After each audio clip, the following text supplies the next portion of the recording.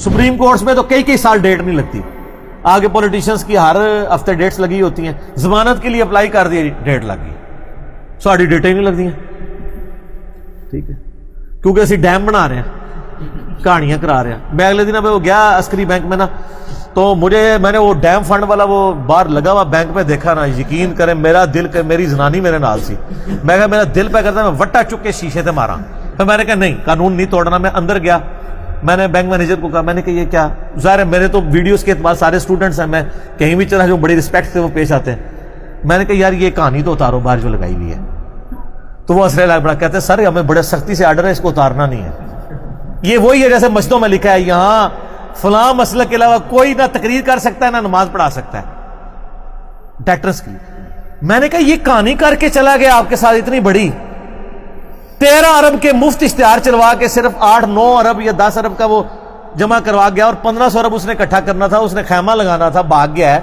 اب تو کم از کم یہ کالخ جو پوری نیشن کے منہ پہ وہ مل کے گیا, یہ اتارو. پاکستان کے ہر بینک کے باہر اتنے بڑے بڑے وہ لکھا ہوا ہے ڈیم فنڈ کے لیے.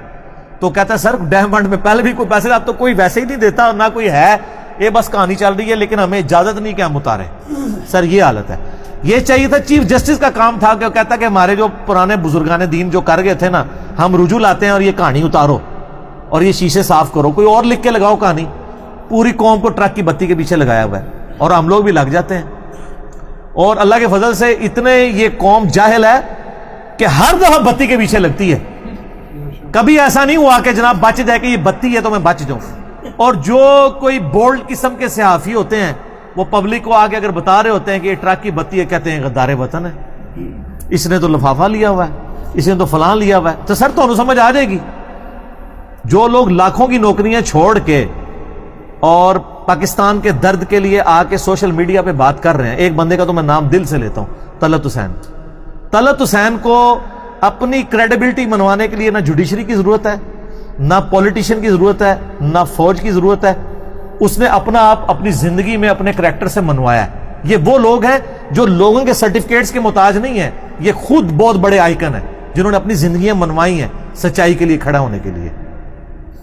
تو وہ لوگ تو ملک میں بیٹھے ہوئے ہیں, چیخ رہے ہیں, وہ بتاتے ہیں یار یہ بتی ہے, بتی بتی, کہتے ہیں لفافہ لیا ہوا ہے. میں بھی کسی کو لفافہ نہیں لے آیا. میں نے اس وقت بھی دھرنوں کے خلاف بولا تھا جب یہ دھرنے دے رہے تھے, اور جب ان کے خلاف دھرنے ہوئے تو میں نے ان دھرنوں کے خلاف بھی بولوں کہ یار یہ طریقہ نہیں ہے کرنے کا. یہ ایک مہذب طریقہ ہے اپنی بات وکلاء تک پہنچانے کا. مجھے وکیلوں سے بڑی امید ہے. ڈاکٹر اسرار صاحب جب 2009 میں وہ عدلیہ تحریک 2007 میں چلی تھی, 9 میں 7 سے سٹارٹ ہوئی تھی نا الٹیمیٹلی, تو ڈاکٹر اسرار صاحب اس وقت زندہ تھے. تو وہ کہتے تھے مجھے اب امید ہے کہ ہماری نیشن ٹریک پہ آئے گی کہ پڑھا لکھا طبقہ جو ہے اس میں قانون کی حکمرانی کا جذبہ پیدا ہوا ہے. لیکن وہ ہوئی, پھر چیف جسٹس صاحب آ بھی گئے, پھر وہ ہائی جیک ہوگی وہ ساری, اور جو ہماری امیدیں تھی سارا پانی پھر گیا, پھر ادھر کا ادھر ہی ہے. تو ہم تو رو پیٹ سکتے ہیں علمی طور پہ, اور کیا کسی کو سمجھا سکتے ہیں. ٹھیک ہو گیا جی.